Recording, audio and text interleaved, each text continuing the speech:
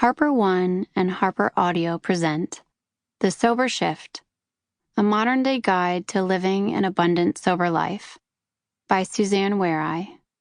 This is the author. A note before we begin. Don't forget to download the accompanying enhancement PDF from your audiobook provider. It contains mocktail recipes from the book. This book contains advice and information relating to healthcare.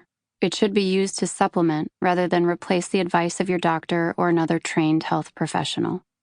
If you know or suspect you have a health problem, it is recommended that you seek your physician's advice before embarking on any medical program or treatment.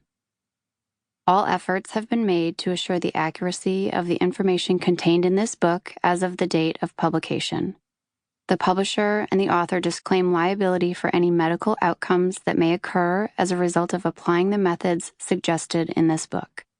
The names and identifying characteristics of some individuals discussed in this book have been changed to protect their privacy. For Harper, Everly, and Gray, you are my reason always. Introduction. Spontaneously sober. I woke up in my bed, sheets soaked with sweat and twisted like branches around my legs, the morning sun shining through the windows. I attempted to open my eyes, but my contacts felt like sandpaper suctioned to my eyeballs. I could feel my heart beating relentlessly in my head, a loud drumbeat, a constant reminder. I tried to sit up straight and failed, the pressure in my head too intense. I collapsed back onto my pillow. My bedroom walls spun around me, threatening to hurtle me up and away. I squeezed my eyes shut, silently begging it all to stop. Pots and pans clanged downstairs in the kitchen, and little voices traveled up the stairs to my bedroom.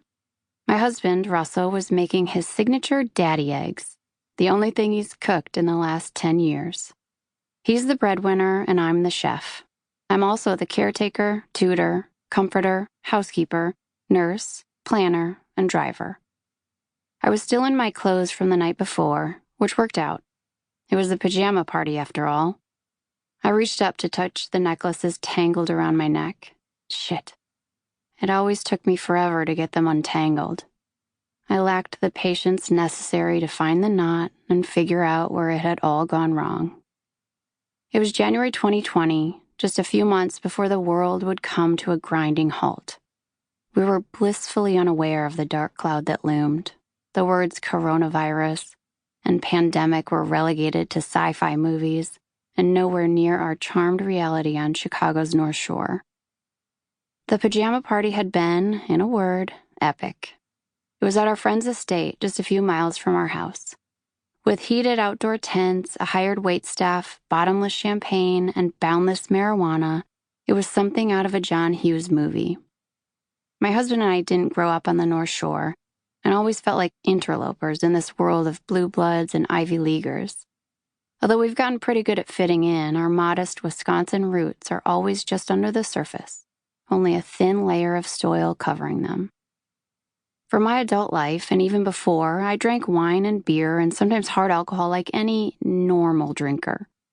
I've smoked pot only a dozen times, mostly in high school, but it always made me feel slow and heavy, like I was wearing a weighted blanket. I want to feel fast, unstoppable. I've heard cocaine would make me feel like that, which is exactly why I've never tried it. At the party, I stuck to champagne, the devil that I knew all too well. Russell and I ducked into the pot tent a few times.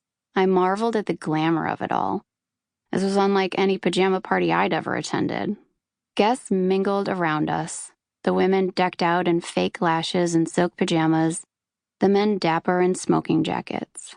I had interpreted the dress code loosely and had opted for a loose tank top, joggers, my favorite cozy cardigan, and shearling Birkenstocks. I was only a few months postpartum, and I wasn't about to stuff my body into sexy pajamas. No, thank you. Besides, I was still breastfeeding, which meant my boobs had a mind of their own. I needed to keep those puppies safely contained, and my tank top was a welcome cover for my nursing bra. This was the first time I'd been out since having our third baby, Gray, just 4 months before. Sample complete. Ready to continue?